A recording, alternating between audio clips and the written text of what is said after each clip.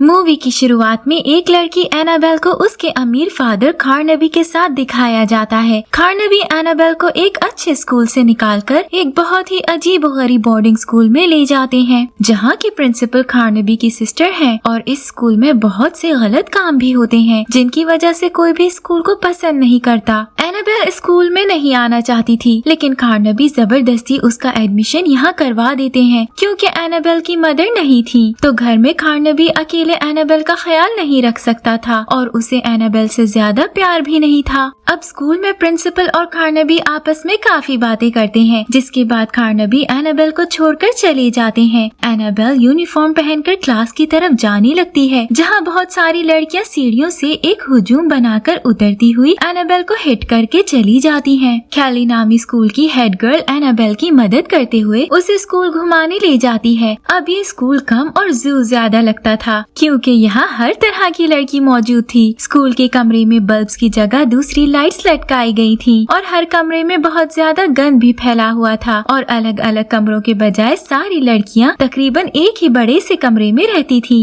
Annabelle को school में इतना अंधेरा देखकर बहुत ज्यादा डर भी लगता है, क्योंकि लड़कियाँ इधर हमेशा अंधेरा ही किए रखती थी। कैली एनाबेल को सब लड़कियों से मिलवाती है, जिनमें से एक चार्ल्स नामी लड़की थी, जो कैली की दोस्त भी है। एक जगह पे पॉश टॉटी नामी 3 लड़कियां सिगरेट पी रही थीं और इनकी ड्रेसिंग भी बहुत अजीब थी, यानी ये 3 लड़कियां लड़कों को फंसाने का काम करती थी। एक गीक नामी लड़की थी, जो हमेशा नाइट सूट में रहती है और बहुत ज्यादा इंटेलिजेंट भी है और स्कूल में लगे सब कैमरास गीक ही चलाती है। एक एमो नाम की लड़की बहुत ही डरावने कपड़े पहनकर वैसे ही चुड़ैलों वाला मेकअप किए रखती है, क्योंकि उसे चुड़ैलें और हॉरर चीजें बहुत ज्यादा पसंद है। और 2 ट्विंस छोटी लड़कियां भी हैं, जिन्हें फर्स्ट ईयर कहा जाता है। इन सब के अलावा भी स्कूल में बहुत सी लड़कियां थी, जिनसे कैली एनाबेल को नहीं मिलवाती। अब रात के वक्त एनाबेल सोने के लिए अपने बेड पर जाती है, तो कुछ छोटी लड़कियां उसके सर पर ग्लू फेंककर ऊपर फटा हुआ कुशन फेंक देती हैं, जिसकी वजह से कुशन की सारी कॉटन एनाबेल के बालों में फंस जाती है।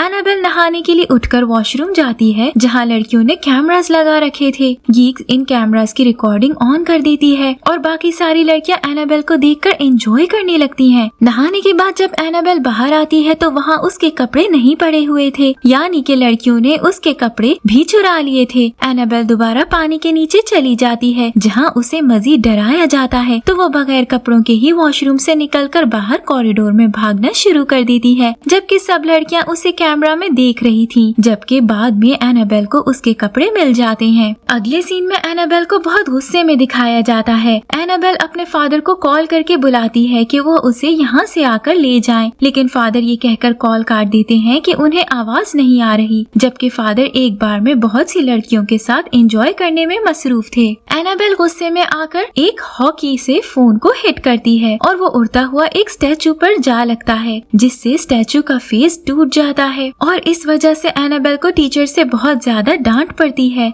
अगली सुबह स्कूल में एक न्यू टीचर ने आना था, तो लड़कियां कैमरा लगाकर बाहर रोड पर देखने लगती हैं और रास्ते में एक जगह कीचड़ फैला देती हैं, जिसकी वजह से टीचर बुरी तरह गिर जाती हैं और इन्हें इस होलिये में स्कूल के अंदर जाना पड़ता है। इसके बाद एक लड़के फ्लैश को दिखाया जाता है, जो एक कार में स्कूल की लड़कियों से मिलने आता है। फ्लैश कैली को बहुत पसंद करता है और फ्लैश ने स्कूल के अंदर एक लैब में बियर बनाने का काम शुरू किया हुआ है। लड़कियां फ्लैश की इस काम में मदद करती हैं, यानी कि लड़कियां लैब में साइंस एक्सपेरिमेंट्स करने के बजाय बियर के एक्सपेरिमेंट्स करती हैं और फ्लैश ये बियर बेचकर इन्हें पैसे देता है। फिर सब कुछ चेक करने के बाद फ्लैश चला जाता है। अगले दिन एक दूसरे स्कूल की हॉकी टीम के साथ सेंट ट्रेनियन स्कूल की हॉकी टीम का मुकाबला था। ये वही स्कूल था जहाँ पहले एनाबेल पढ़ती थी। जब दूसरी लड़कियाँ बस में बैठकर आ रही थी, तो ये लड़कियाँ रास्ते में छुपकर उनकी बस के ऊपर टमाटर फेंकती हैं और उन्हें बहुत तंग करती हैं। स्कूल पहुँचने पर दोनों टीम्स के दरमियान मैच शुरू हो जाता है और एक लड़की एनाबेल को जानबूझकर हिट करके उसे गिरा देती है। दूसरे स्कूल के साथ एजुकेशन मिनिस्टर भी आया था, जो मैच के दौरान ही स्कूल का चक्कर लगाने चला जाता है ताकि स्कूल को अंदर से देख सके, जबकि मिनिस्टर इससे पहले स्कूल के हालात के बारे में नहीं जानता था। मिनिस्टर अंदर एक टीचर को देखते हैं, जो काम करने के बजाय सोई हुई थी और एक क्लास में लड़कियों ने अपने स्टैचूज बनाकर लगाए हुए थे, जिन्हें देखकर मिनिस्टर बहुत डर जाता है। मिनिस्टर लैब की चेकिंग करने जाता है, जहाँ उसे पता चल जाता है कि स्कूल में बियर भी बनाई जाती है और एक कमरे में मकड़ियों ने जाले लगा रखे थे और वहाँ बहुत सारे छोटे छोटे कीड़े भी मौजूद थे। वो कीड़े मिनिस्टर की पैंट में चले जाते हैं तो मिनिस्टर को पैंट उतारनी पड़ती है। इस कमरे के अंदर पोस्ट टूटी ग्रुप वाली 3 लड़कियां थी जो आधे आधे कपड़े पहनकर बाहर लड़कों के पास जाने के लिए तैयार हो रही थी।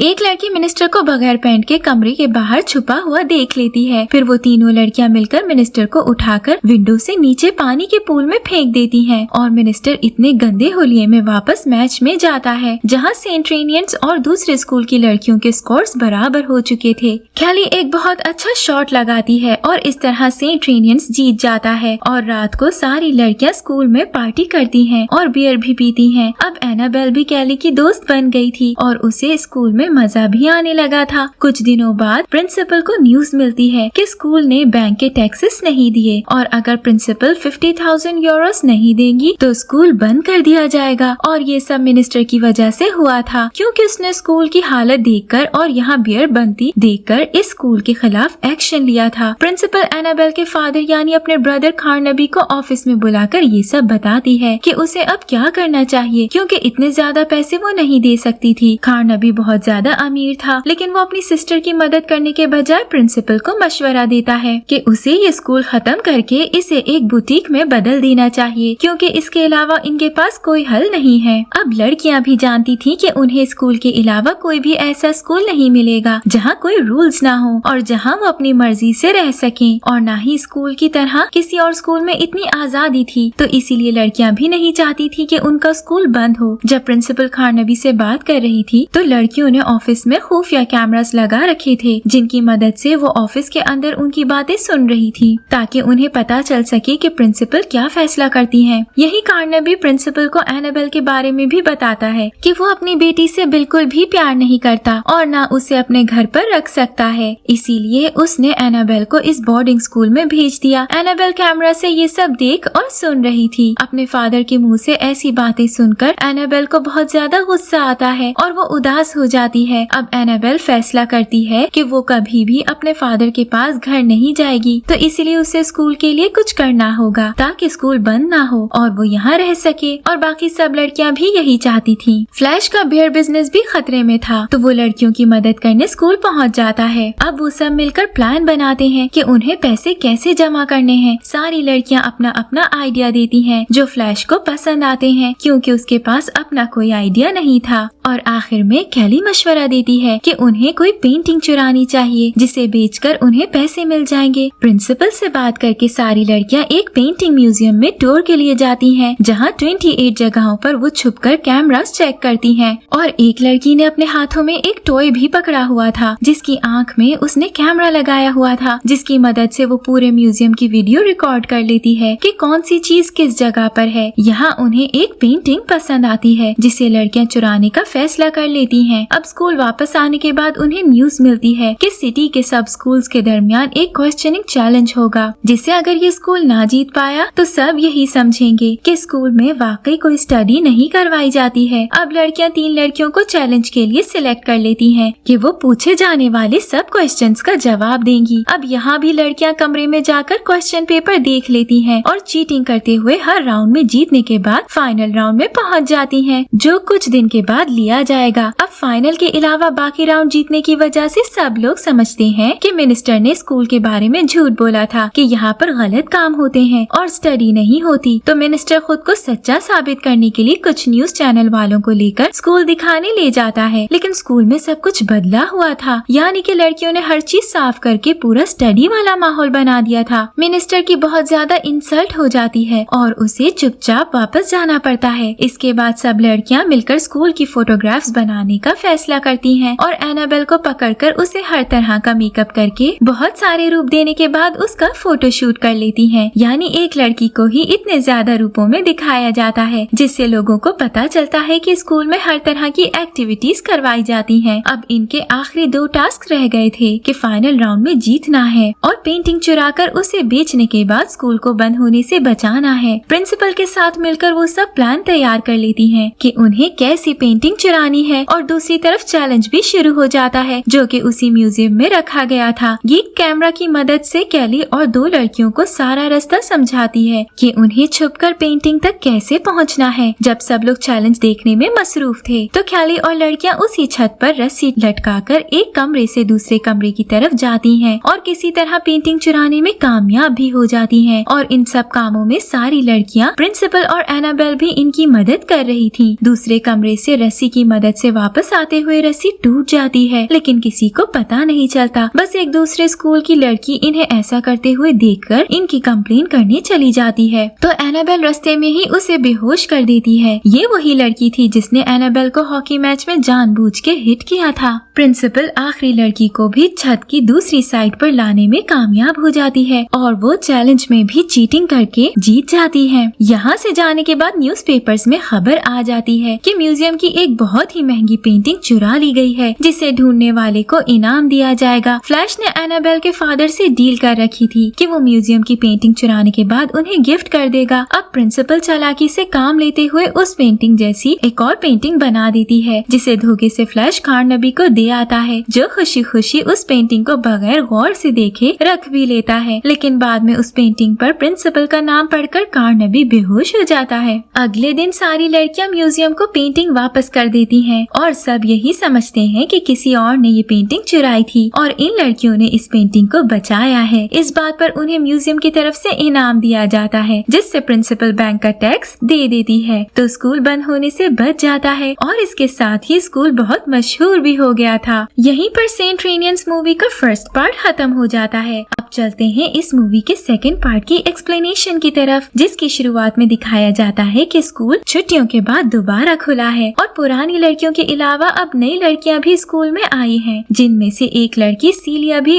अभी स्कूल में आई है। सब लड़कियां बहुत खुश नजर आ रही थी क्योंकि ऐसी लाइफ तो उन्हें अपने घर में भी नहीं मिलती थी जो यहाँ स्कूल में थी। और स्कूल में अब काफी कुछ बदल भी चुका था। प्रिंसिपल एनाबेल को अपने ऑफिस में बुलाती है तो वो समझती है कि शायद उसने कोई गलती की है जिसकी उसे सजा दी जाएगी, लेकिन प्रिंसिपल एनाबेल को हेड गर्ल बना देती है क्योंकि कैली इस साल स्कूल नहीं आ रही थी। एनाबेल बहुत ज्यादा खुश भी होती है और साथ ही उसे टेंशन भी थी कि वो इस तरह की शरारती लड़कियों को कैसे संभालेगी। एनाबेल ऑफिस से बाहर आकर सबको उनके रूम्स में जाने को कहती है, लेकिन कोई भी उसकी बात नहीं सुनती और उल्टा एनाबेल को गुस्सा दिला देती है कि अचानक कैमरा देखने पर एनाबेल को लाइब्रेरी में कोई लड़की नजर आती है। वो सब लड़कियों को कैमरा की रिकॉर्डिंग देखने का कहती है तो पहले सब लड़कियां उसका मजाक उड़ाती हैं कि लाइब्रेरी में कौन सी लड़की जा सकती है क्योंकि वो सब तो उधर नहीं जाती थी, जिसकी वजह से लाइब्रेरी कबाड़ खाना बन चुकी थी। अब कैमरा से देखकर एनाबेल बाकी लड़कियों को लेकर लाइब्रेरी में जाकर सीलिया नामी लड़की को पकड़ लेती है जो एक जगह से एक रिंग चुरा रही थी। अब सीलिया बताती है कि उसे एक आदमी ने कॉल करके लाइब्रेरी से ये रिंग चुराने को कहा था और वो इसके बदले उसे 20,000 यूरोस देगा।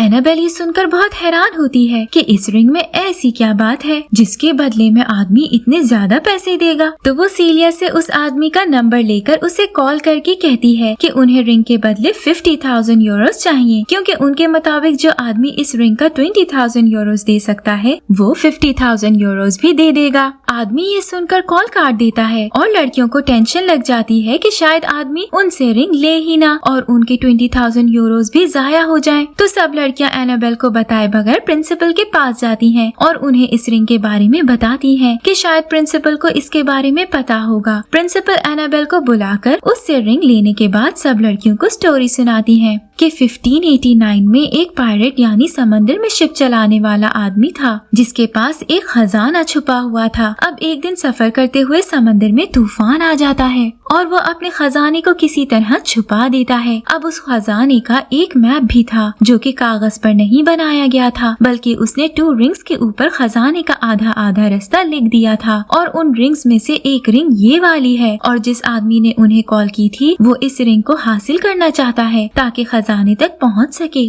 अभी प्रिंसिपल ये स्टोरी बता ही रही थी कि अचानक उनके स्कूल पर बहुत से मास्क वाले आदमी हमला कर देते हैं। वो इनसे रिंग लेने ही आए थे लेकिन लड़कियां ऐसा नहीं होने देती और उन आदमियों पर तीर चलाकर और अंडे फेंक फेंक कर उन्हें बुरी तरह डराकर वापस भगा देती हैं। प्रिंसिपल अगली सुबह उन्हें समझा देती है कि उस आदमी का नाम पियर्स है और वो ये भी नहीं चाहता था कि मैं स्कूल की प्रिंसिपल बनूं और अब लड़कियों को दोनों रिंग्स जोड़कर खजाने तक पहुंचना होगा। लड़कियां अपना मिशन शुरू कर देती हैं। सबसे पहले उन्हें ये पता लगवाना था कि क्या ये पहली रिंग असली है। तो उन्हें स्टोरी पर मजीद तलाश करने के बाद पता चलता है कि उन्हें सिटी के बॉयज स्कूल में जाना पड़ेगा। लड़कियों का एक ग्रुप लड़कों वाली यूनिफॉर्म पहनकर और खुद को लड़का बनाकर जाती है। एक लड़की बच्चों को डांस सिखाना शुरू कर देती है और बाकी लड़कियां पियर्स के ऑफिस में जाकर इस रिंग के बारे में पता लगवा लेती हैं कि ये रिंग वाकई असली है। दूसरी तरफ प्रिंसिपल मिनिस्टर को इस सब स्टोरी के बारे में बताती हैं कि उनका स्कूल खतरे में है और पियर्स मिनिस्टर का दुश्मन भी था। मिनिस्टर एक शर्त पर उनकी मदद करने का फैसला करता है कि प्रिंसिपल उसे बियर पीने को दिया करेगी और बाद में मिनिस्टर पता लगवा लेता है कि दूसरी रिंग पियर्स के हाथ में है, यानी उसने वो रिंग ढूंढकर अपने हाथ में पहन रखी है। मिनिस्टर धोखे से पियर्स का दोस्त बन जाता है कि वो प्रिंसिपल से पहली रिंग चुराकर उसे देगा और बाद में खुद किसी तरह उसके हाथ वाली रिंग भी चुराकर प्रिंसिपल को दे देता है। अब दोनों रिंग्स को जोड़ने के बाद उन्हें खजाने का मैप मिल जाता है कि एक थिएटर के बेसमेंट में वो खजाना छुपा हुआ है। प्रिंसिपल, मिनिस्टर और एनाबेल कुछ लड़कियों के ग्रुप के साथ थिएटर में जाती हैं, जबकि प्रिंसिपल और मिनिस्टर बाहर लोगों का ध्यान हटाने के लिए ड्रामा करना शुरू कर देते हैं। अब बेसमेंट में उन्हें एक बॉक्स मिलता है। लड़कियां ये सोचकर बॉक्स को खोलती हैं कि शायद इसमें हीरे मोती रखे होंगे, लेकिन उस बॉक्स के अंदर सिर्फ कुछ पेजेस थे, जिन्हें पढ़ने के बाद उन्हें पता चलता है कि पायरेट आदमी नहीं बल्कि एक औरत था, यानी कि पियर्स भी एक औरत है और आदमी बनकर रह रहा है। और उन पेजेस पर एक ड्रामा की लिस्ट एपिसोड भी लिखी हुई है जिसे पायरेट दुनिया से छुपाना चाहता था, जबकि पियर्स उस एपिसोड को थिएटर में चलाना चाहता था जिसके उसे बहुत ज्यादा पैसे मिल सकते थे। लड़कियां ये पेजेस लेकर वापस आ जाती हैं कि पियर्स उनसे किसी तरह ये चुरा लेता है और शिप पर बैठकर उन्हें जलाने ही लगता है कि दूसरी तरफ से सेंट रीनियंस के स्कूल की सारी लड़कियां एक बड़े से शिप में बैठकर पियर्स के शिप पर हमला कर देती हैं। पियर्स ये सब देखकर परेशान होता हुआ सोच रहा था कि उसे अब क्या करना चाहिए कि अचानक प्रिंसिपल एक रस्सी की मदद से लटकी हुई उसके पास आकर पेजेस को उसके हाथ से पकड़कर दोबारा अपने शिप पर चली जाती है और पियर्स का शिप तबाह हो जाता है। लड़कियां इसके बाद अपने स्कूल में आकर पार्टी करती हैं कि उनका स्कूल पियर्स के हाथों से बच गया था। इसी हैप्पी सीन के बाद मूवी की एंडिंग हो जाती है। Thank you for watching.